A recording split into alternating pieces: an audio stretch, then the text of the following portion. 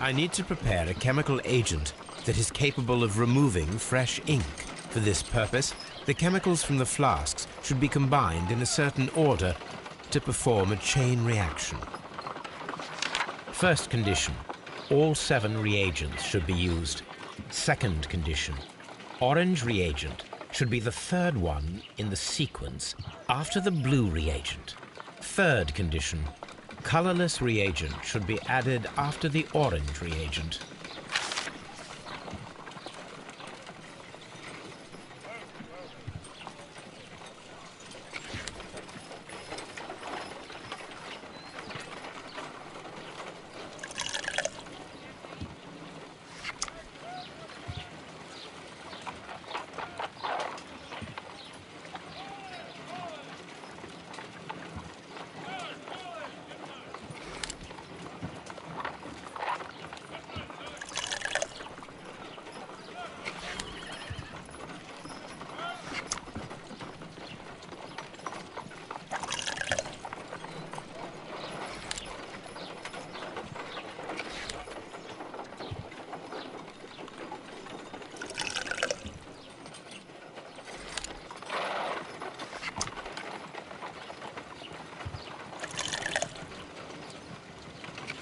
No, something isn't right.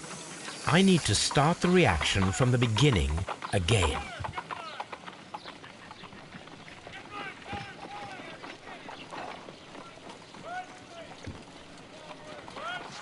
First condition, all 7 reagents should be used. Second condition, orange reagent should be the third one in the sequence after the blue reagent. Third condition, colorless reagent should be added after the orange reagent.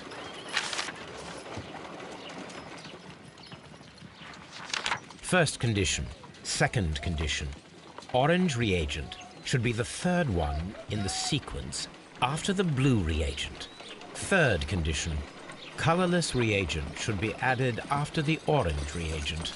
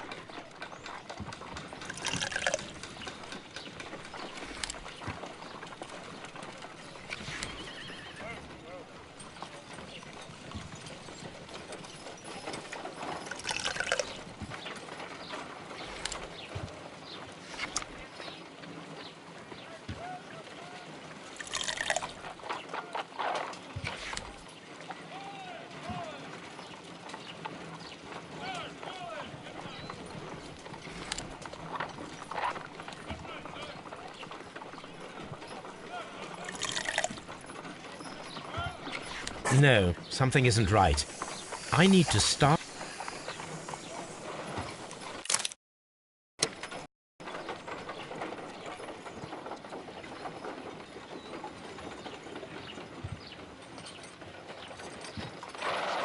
First condition, all 7 reagents should be used. Second condition, orange reagent should be the third one in the sequence after the blue reagent. Third condition, colorless reagent should be added after the orange reagent.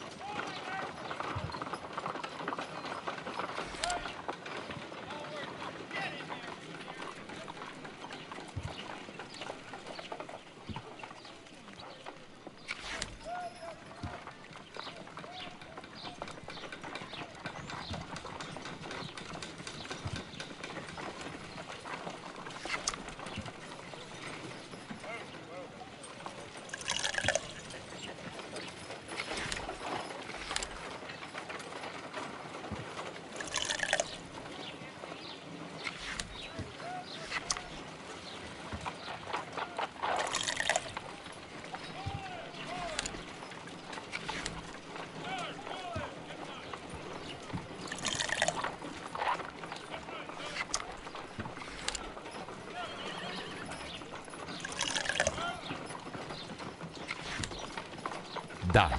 Now I can proceed further. Let us see if the content of this letter sheds a little light upon the mystery.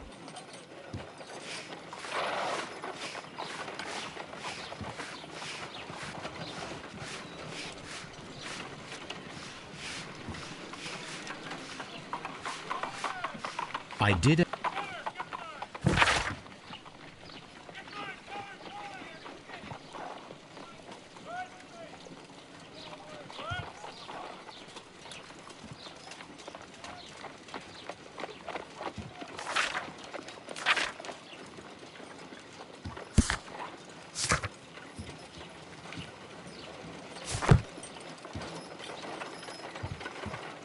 A new suspect? But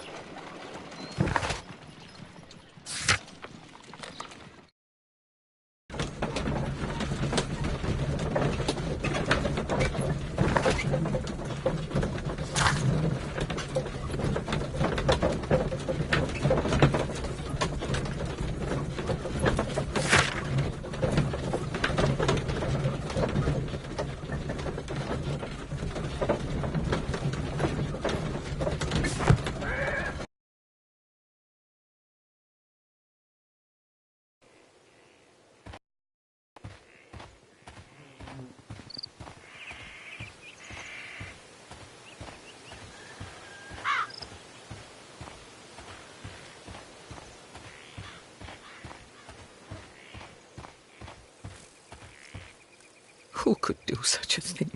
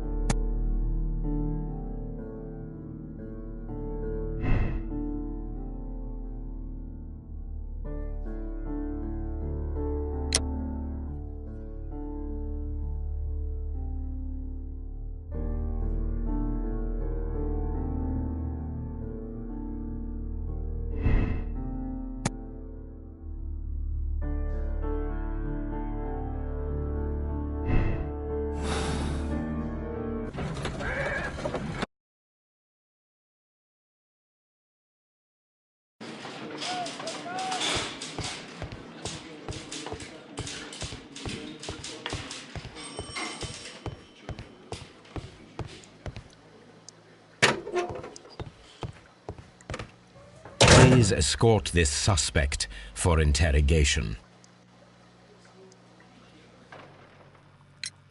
So tell me, Mr. Hurtley, what did you hide?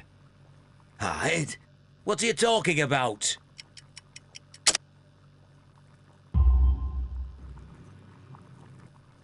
I did as you asked and hid them well. Should I continue? My letter? But the ink? That's impossible. A touch of chemistry, nothing special. Well, you're a smart one. But it's nothing. If you want to know, I was referring to my tools. It was to do with my work, see? I will check that, Mr. Hurtley. That's all for now. Hurtley's stories are false leads, but now I know one thing for certain. I must examine the site where the garden tools are kept at Woodman's Lee. What am I doing here? I've done nothing wrong.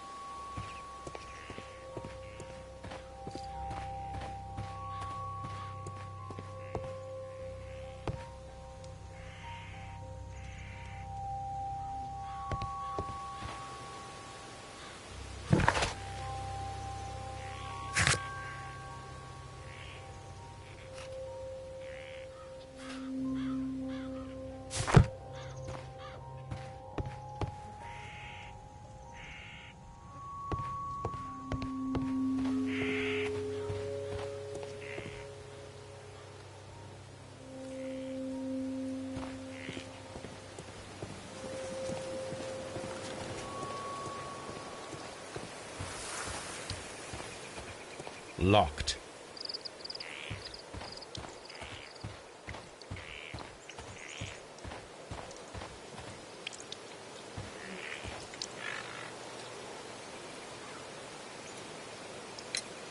Madam, we have information that the valuable stolen papers are hidden amongst the garden tools here at Woodman's Lee. We need to find them. Oh my. Our tools are kept inside the shed that's right behind me. Here is the key to open it. Thank you, madam.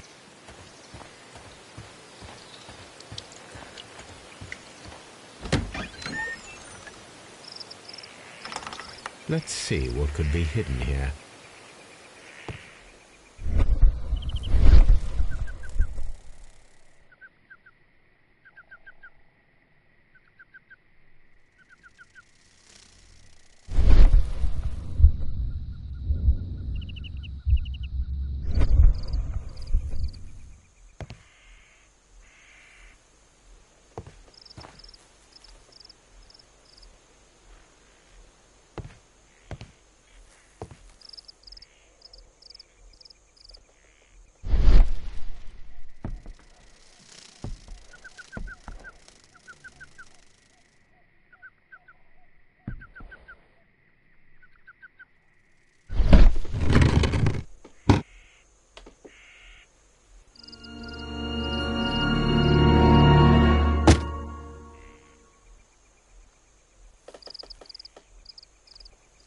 Let us see what is in this box.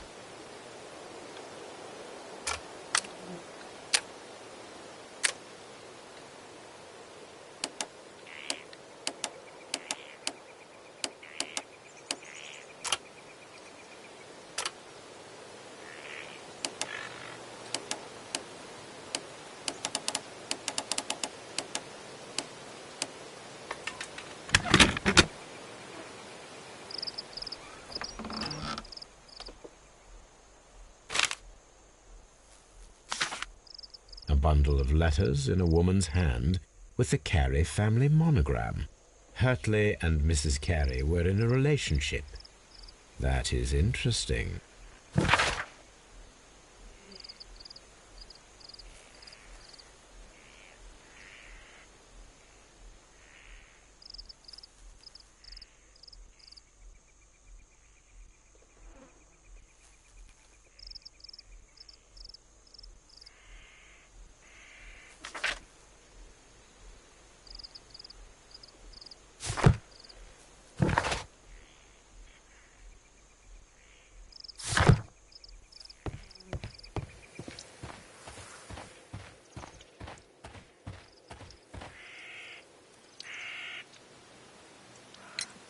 Madam, I am aware of your affinity with Liam Hurtley.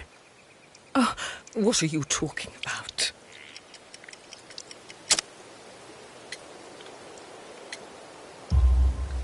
Mrs. Carey, we found your letters. My letters? I asked Liam to return them to me. I wanted to burn them. Why did Mr. Hurtley put them inside the garden shed? I don't know. I wanted them back, but I couldn't see him, not after what happened. Well, here they are. Oh, this is terrible. Terrible. Liam, how could he? After what he has done.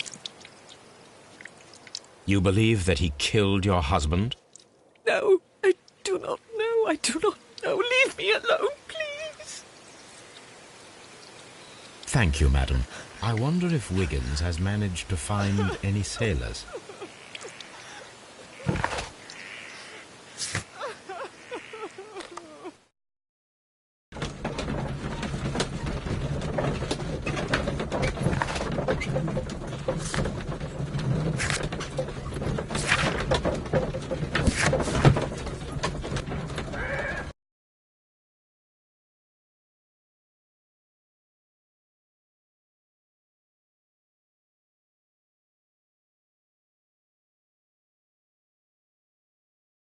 Mr. Holmes, sailors from that list you gave us. Well done, Wiggins. Let me see.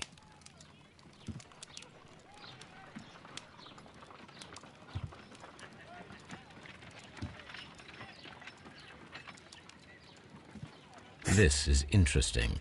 Let us review the other sailors now. This man is a harpooner, and his initials are PC, the same initials that were found on the tobacco pouch.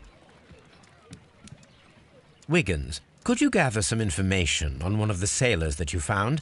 His name is Patrick Cairns. We found Patrick Cairns. Good job, Wiggins. Where is he? He lives in a small furnished dump of a room, but he's always at the Sea Witch pub, where he does arm wrestles for money and drinks. Excellent. Here is your reward. 2 guineas. Thank you, sir.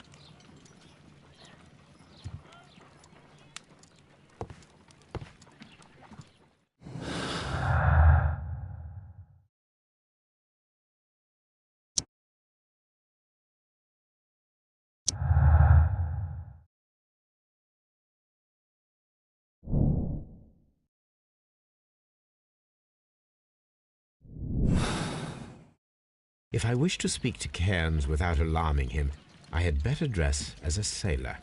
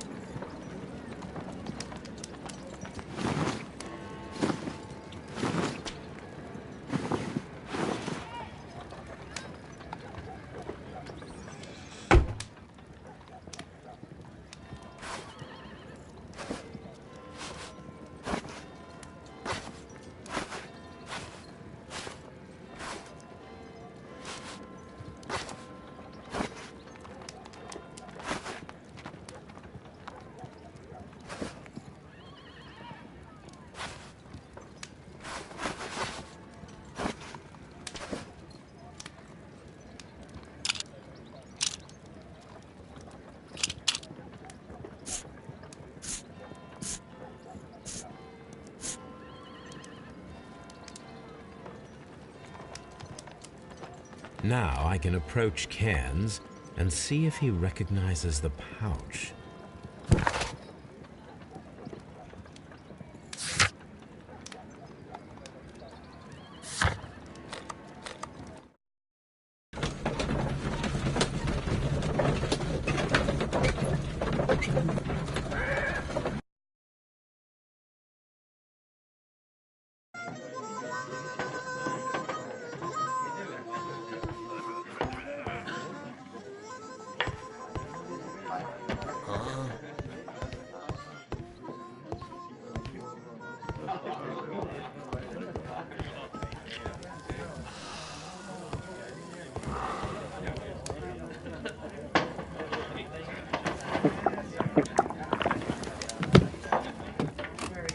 Hello there. Are you Cairns? What do you want? We've heard all about the gambling and arm wrestling here. You seem like the likely sort, and I'm up for it. I start at 10 shillings. Suits me.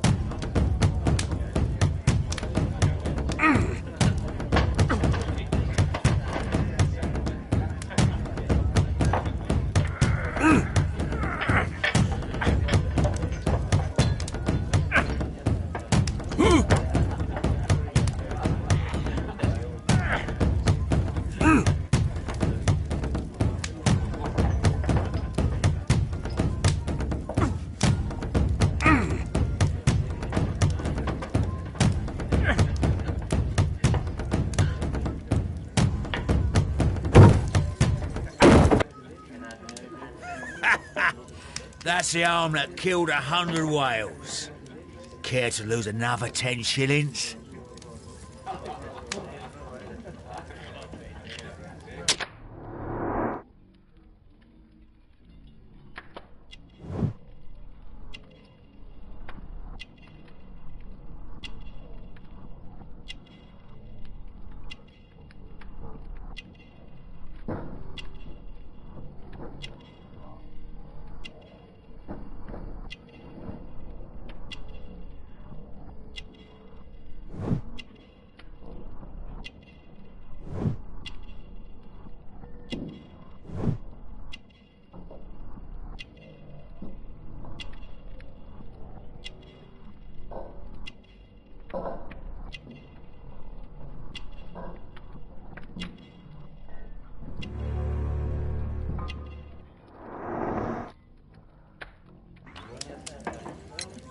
I'm ready to try again.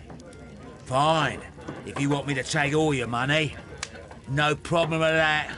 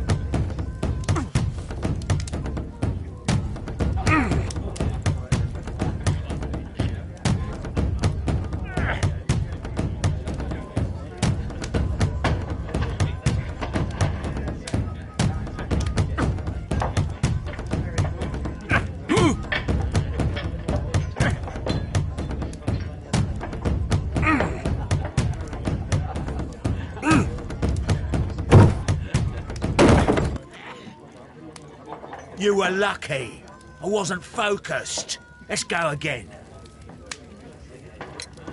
I'm ready to try again. Fine. If you want me...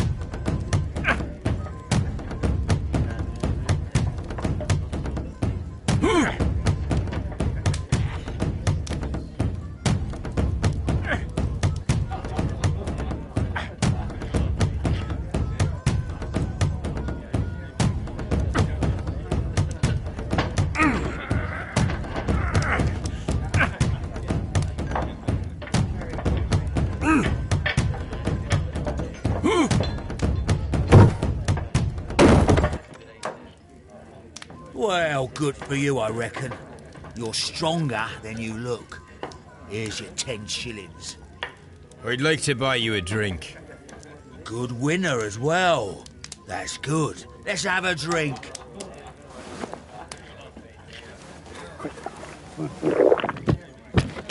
You're a good type. Seems you've managed to settle down in life. You've got money, eh? Not all that much. Oh, well. At least you're not as poor as me.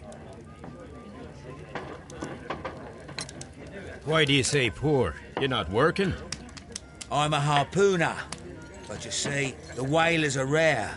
They don't pay much. So, as a result, I find myself arm wrestling to pay for my drink. A harpooner? Interesting. You've had a lot of adventures, I bet. Of course. It's been a dozen years since I've sailed. I've seen everything. Old Wallace, damn Black Peter, Great Roger. We sailed to the Cape of Good Hope. Black Peter, you say?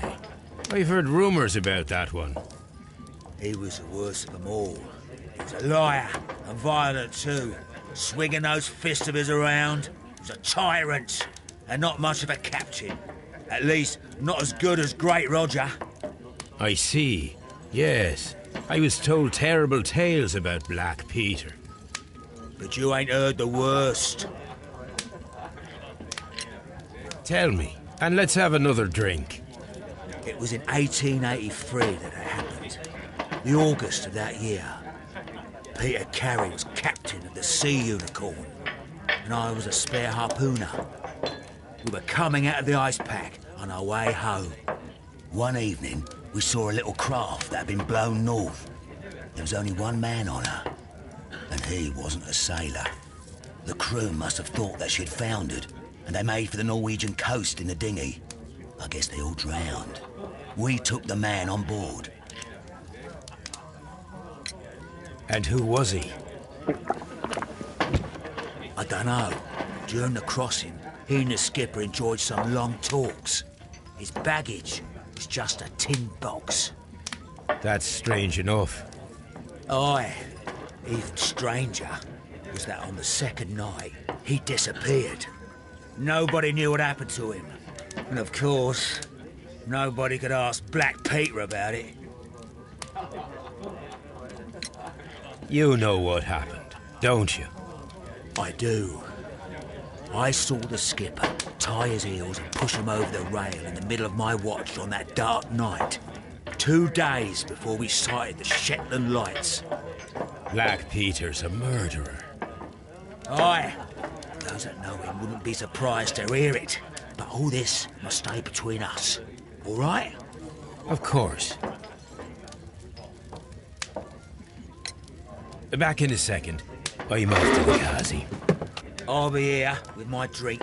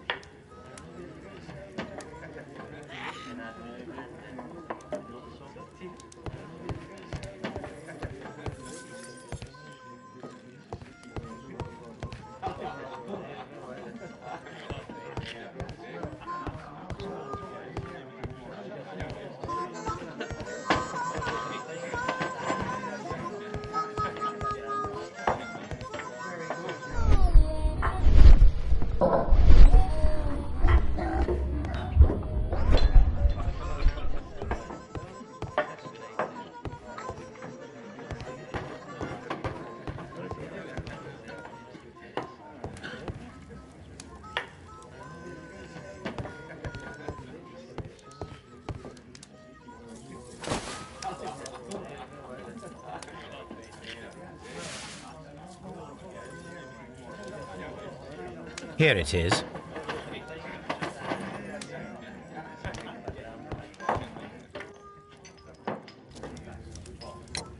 Have you got any tobacco? I've run out of mine. Nah, I lost my pouch. I don't know where. Wait a minute. What's this? Oh, is this your tobacco pouch? Well, oh, it is. Well, I have to go now. I know a captain who's planning an expedition to Cape Cod. Captain Ahab's his name. He commanded the Pequod. He might need good harpooners. I'll tell him about you. Maybe. If you like, aye. I'm done here. It's time to leave.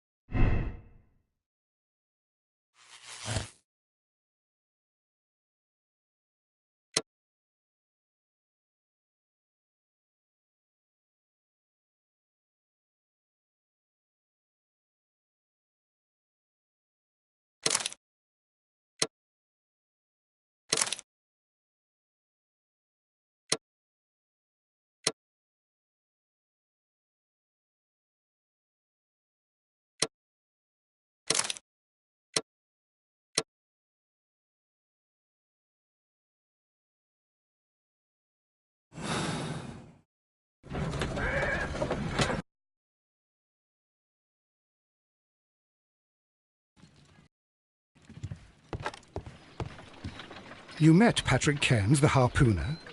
Do you believe he's the murderer? You met Patrick Cairns, the harpooner. Do you believe he's the murderer?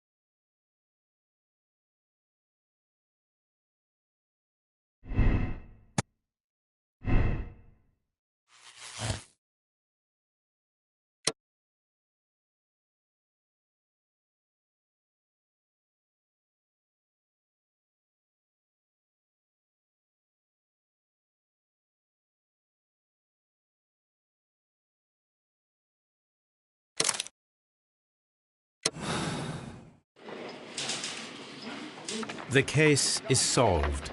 I am now ready to present the guilty party. So tell me, who killed Black Peter? It was John Nelligan, Inspector. I thought as much, but I failed to see his motive. Revenge, Inspector. Black Peter possessed the bond certificates that had belonged to Nelligan's father, and young Nelligan wished to retrieve them. Well then, I'll arrest this Nelligan. I don't fancy his chances of getting out of prison after this. I will accompany you, Inspector. You are guilty of the murder of Black Peter. Confess now, and your punishment may be more merciful. No! I didn't kill him! Your motive? The valuable securities that Peter Carey stole from your father. Carey refused to return the bond certificates, and then he threatened you. You were afraid, and in your panic, you took the harpoon and made your lucky throw. But that's not true! You're a liar, Mr. Nelligan. It's all over now. The case is resolved, Inspector. I shall return to Baker Street. Very well, Mr. Holmes. Goodbye for now.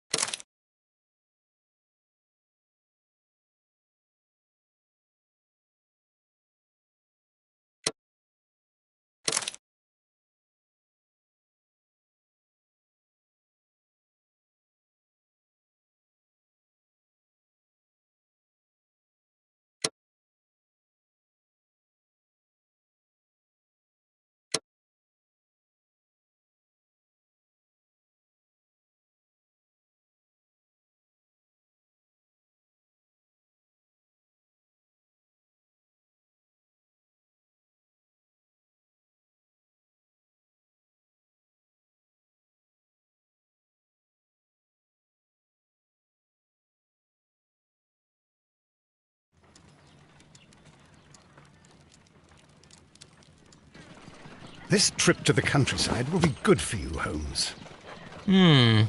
As your friend and your doctor, I really do recommend that you give yourself a complete change of scene.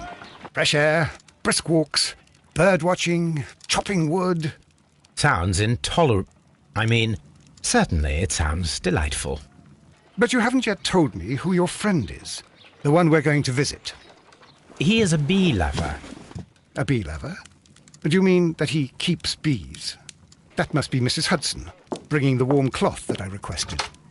There is someone to see you, Mr. Holmes. I have no time. Send whoever it is away. Yes, Holmes, I really think we ought to leave now.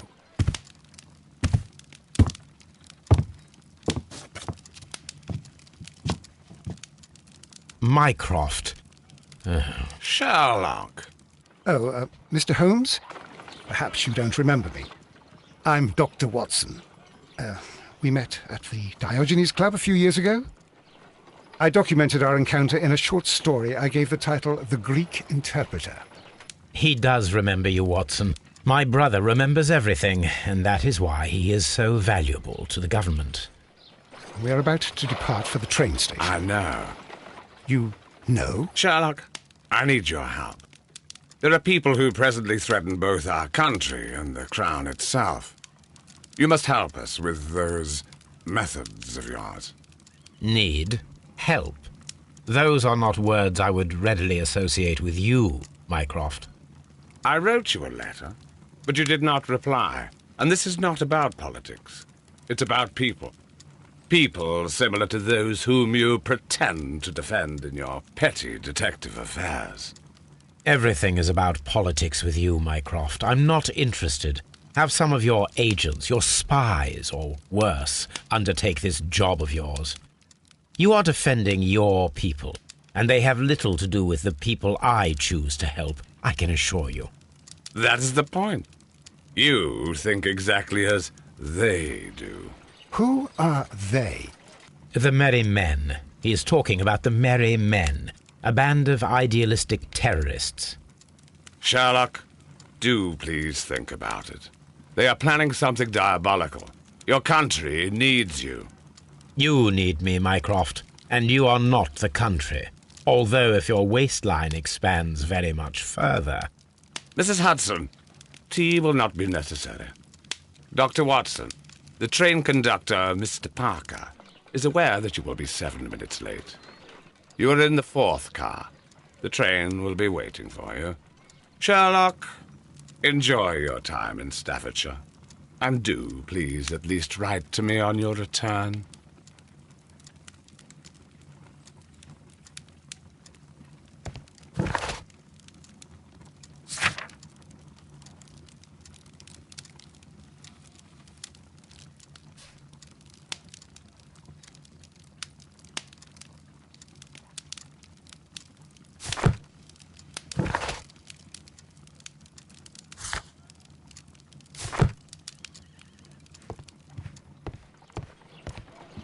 Holmes, please call a cab while I pack my suitcase. We should be late for the train.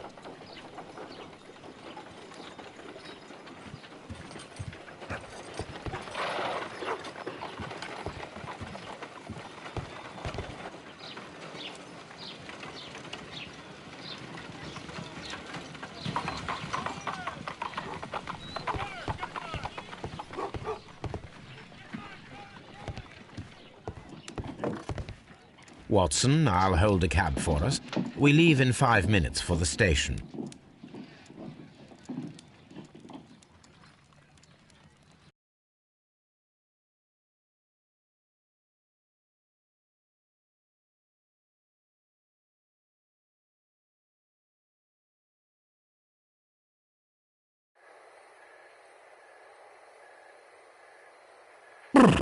What a gloomy night.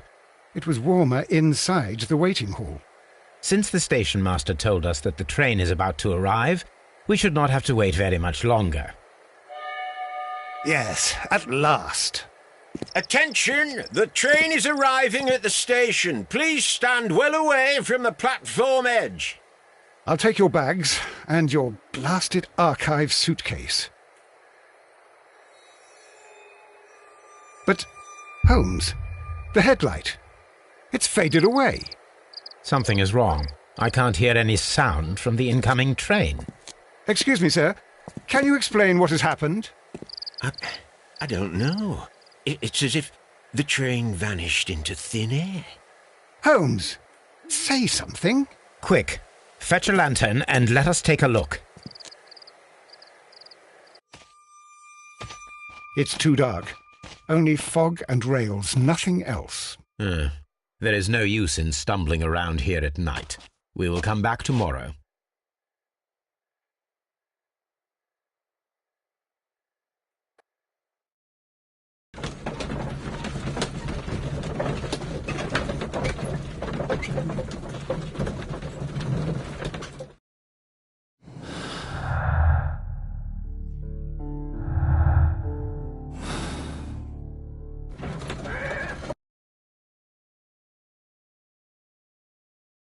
Well, here we are again at Evesham Station.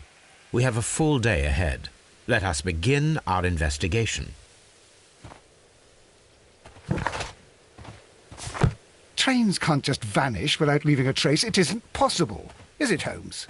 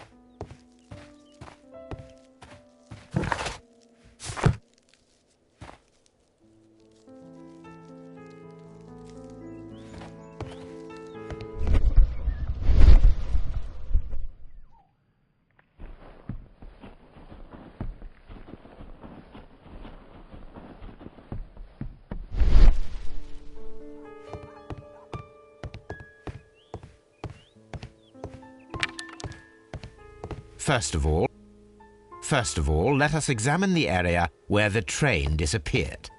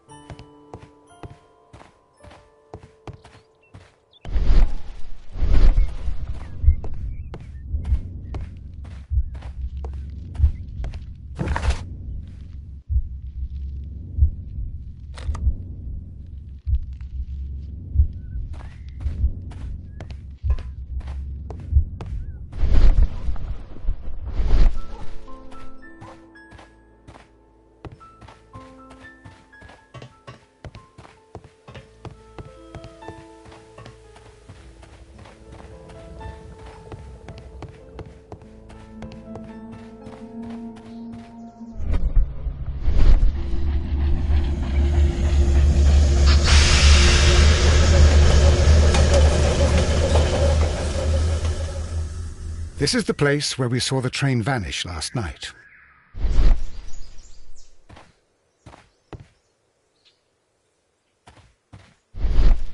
There are no tracks or footprints on the ground.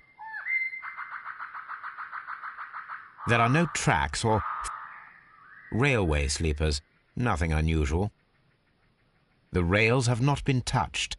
There's nothing unusual here.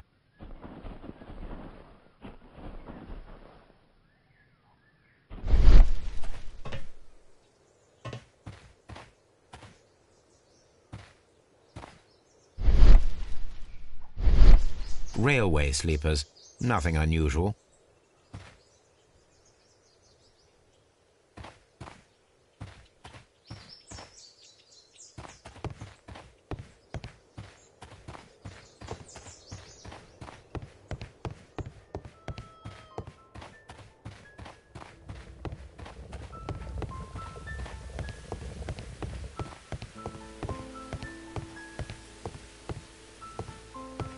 First of all, let us examine the area where the train disappeared.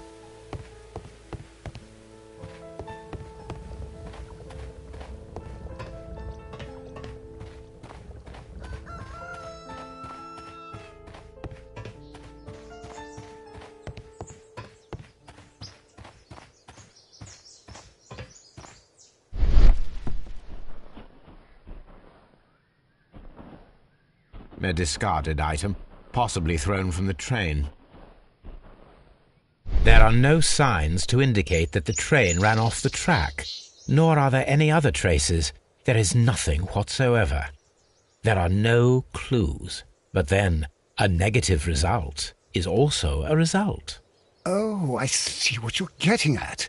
No clues and you're smiling. Yes, Watson, I do smile on occasion. This mystery appears very promising. This investigation won't be simple. We shall require a map of the region. Perhaps the station master could lend us one.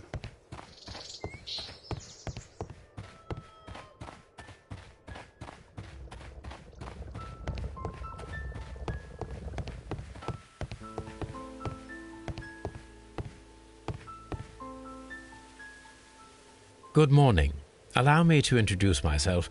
My name is Sherlock Holmes, and this is my friend and colleague, Dr. Watson. Yes, I remember you. I'm Station Master Everett. You were here last night. So, you are Mr. Holmes, the great detective. Will you be investigating what happened? I shall indeed. It is extraordinary that an entire train could disappear like that. And to think of all the poor people inside it, the passengers, the driver.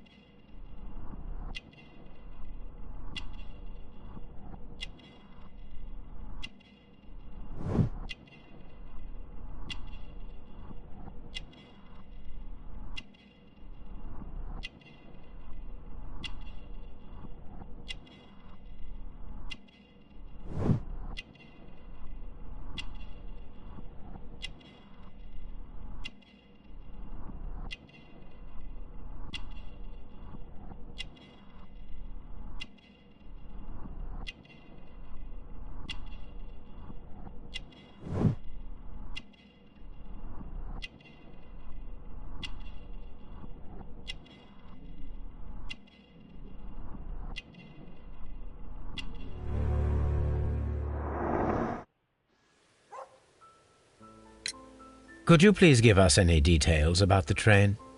Well, there was nothing so very special about it. At least not that I can recall. My memory's not what it used to be. However, if you need it, you can have the train composition report. It's inside my office. I would be glad to have a detailed map of the local railway district.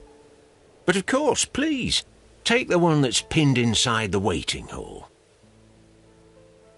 See you later, my good man.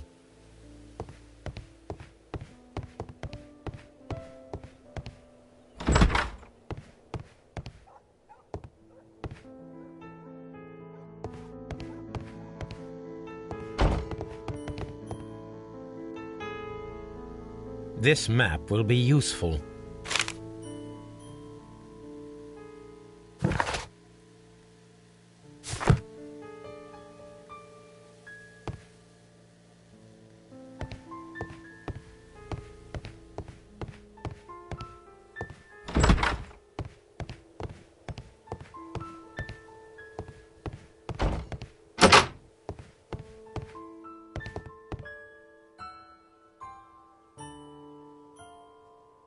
An old locomotive bell. An old locomotive bell. This part is probably from a locomotive. This place serves as a storage area for the station. This part is probably from a locomotive.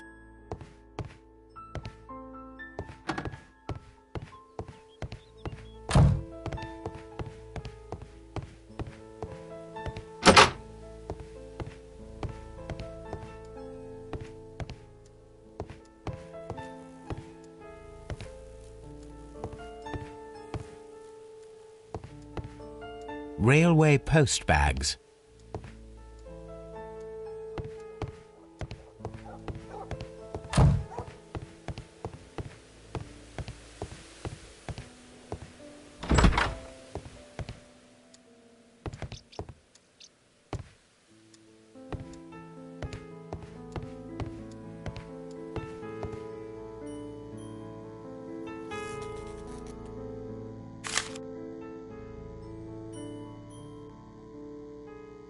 A new telegram.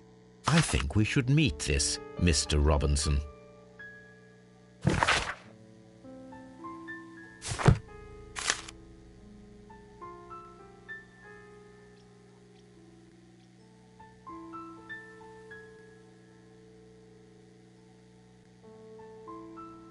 Here is the train set.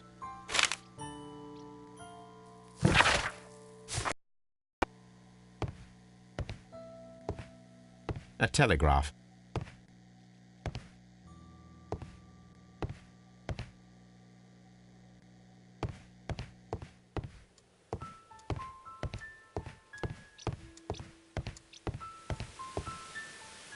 The whole train just disappeared. It's unbelievable.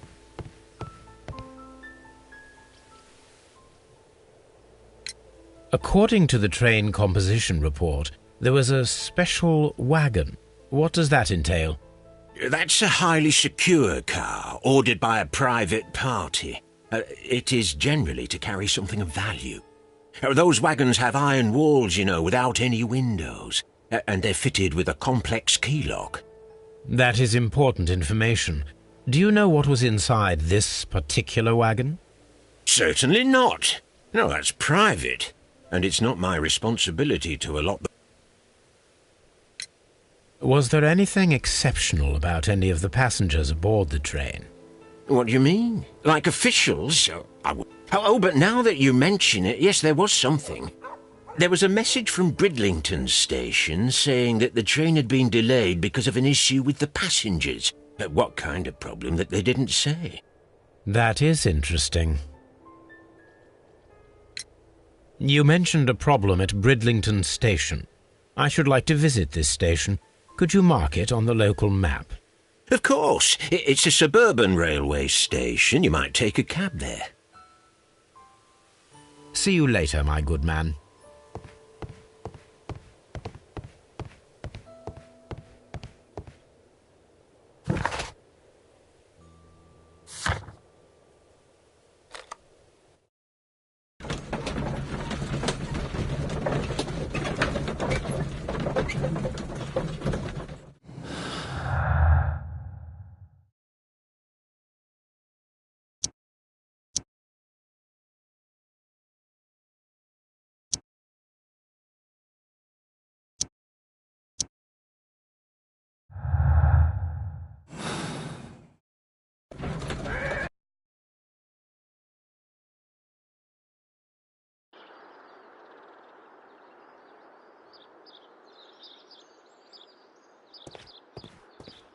Holmes, how is it even possible for a train to disappear?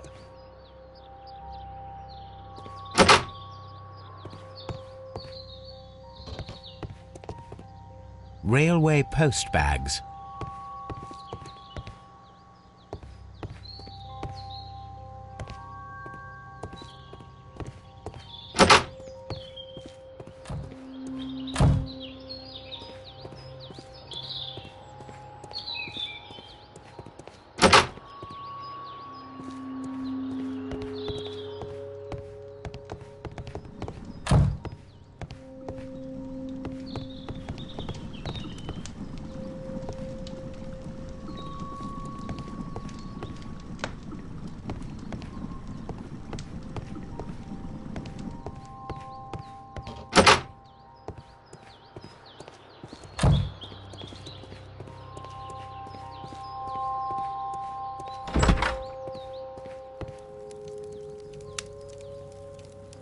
This is an absolute scandal.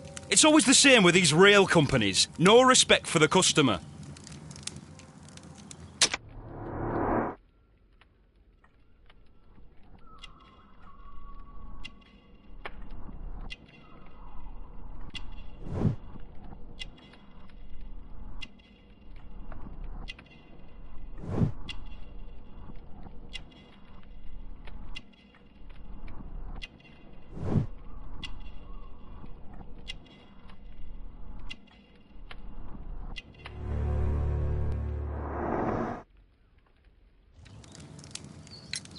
Please calm down, sir.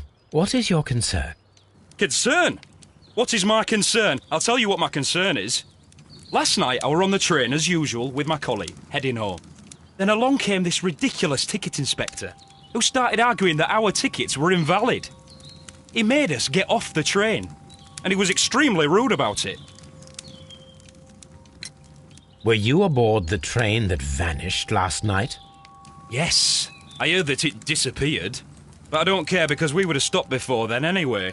Our tickets were valid and no doubt about it. And then, to top it all, the ticket inspector pushed everyone else out too, except for a bunch of rich. Well, of course their type don't need a ticket. Can you recall anything more specific about this fortunate group? Well, yes. They were all foreigners. Spanish-looking toffs with snake eyes. Goodbye, sir.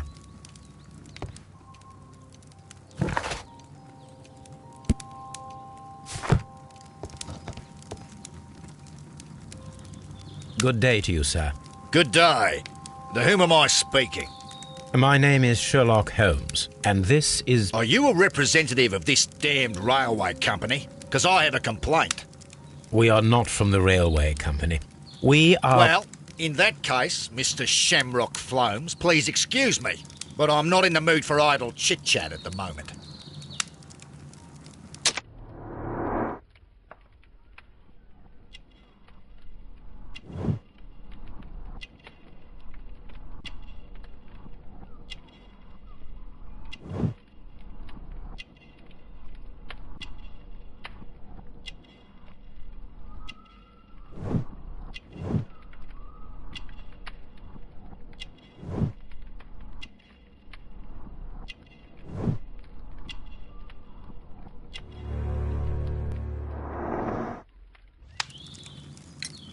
You must be Mr. Robinson, is that correct? Yes. I am leading the investigation of the disappearing train. It would help if you could answer my questions. Ah, well, all right. I have nothing to hide. I presume it was you who placed the order for the special wagon. Yes. It was to transport my valuable prototype safely to London. My prototype is a revolutionary device. It is capable of producing electricity. I'm a businessman and an engineer. I had already found several potential customers for my invention, but I was very optimistic about the directors' board who were travelling on the train last night. You mentioned a directors' board. Which company do they own? The Chilean Barcazas Company. I had made an appointment with them. Now they are lost. along with the train and my prototype. What do you know about the Barkazis company? It's a large South American company.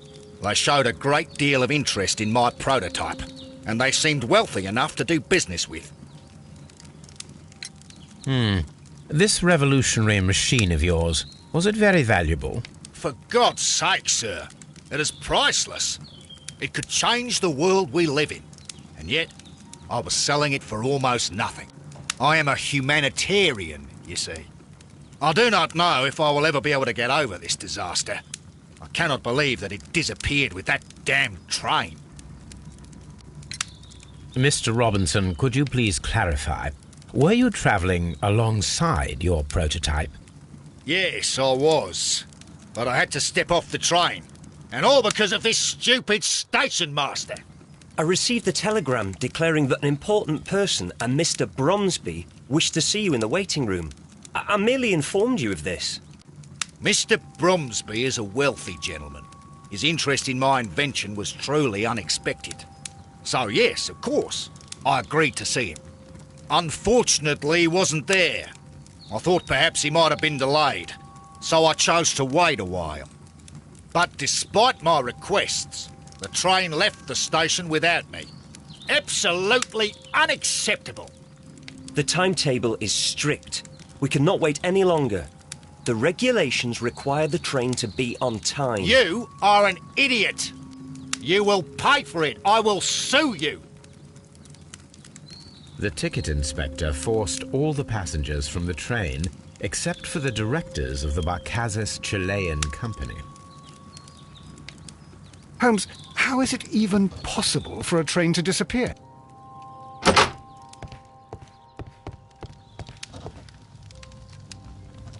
Good day to you, gentlemen.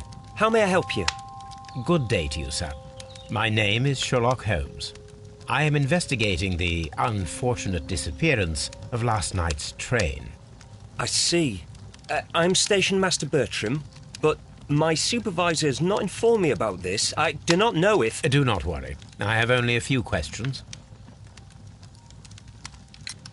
Station Master Everett from Evesham told us that you reported a problem with some passengers last night. Indeed. This train is a regular line for those who work at Nottingham. But yesterday, everyone was asked to get off the train here at my station. I've no idea why, and it delayed the train. But the worst of it is that now I have to deal with two furious passengers who are complaining about the company's service. They stayed here the whole night, but people do not usually pay much attention to the regulations, you see. There are very strict and clear rules. Paragraph 234 of Article 2G-43 states that in the event of a complaint, you must... Yes, thank you. I understand.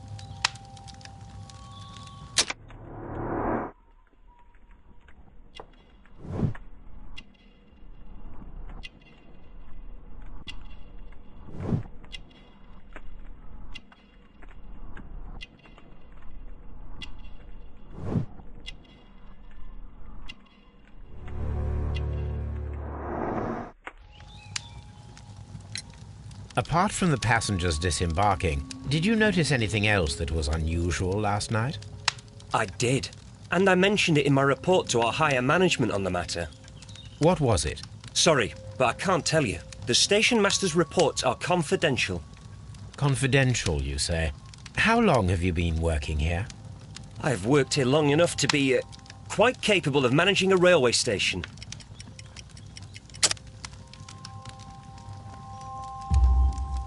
Let me speak frankly, Mr. Bertram. Your age and your lack of confidence in your position are quite apparent. You cannot deny that you have only recently completed your studies. I was at the top of my class. Listen here, young man. I am aware that you wish to protect yourself behind all these regulations, but I represent the law. And you are obstructing of an important case. I would suggest that you cooperate with Mr. Holmes. Think of your career. Ah, that is... Well, I'll tell you everything. First of all, I scolded the ticket inspector, for it was he who asked the passengers to leave the train. It was not his right to do so. He was very rude. And then, later on, I received a most peculiar telegram from my colleague at Chesterfield Station, the next stop along the line. What did the telegram say? Well, that was the peculiar thing. It was almost unreadable. It was full of errors and awfully vague. It was hard to understand if the train had correctly passed that station or not. You can read it for yourself. We ought to visit Chesterfield Station. We need to confirm if the station master saw the train or not.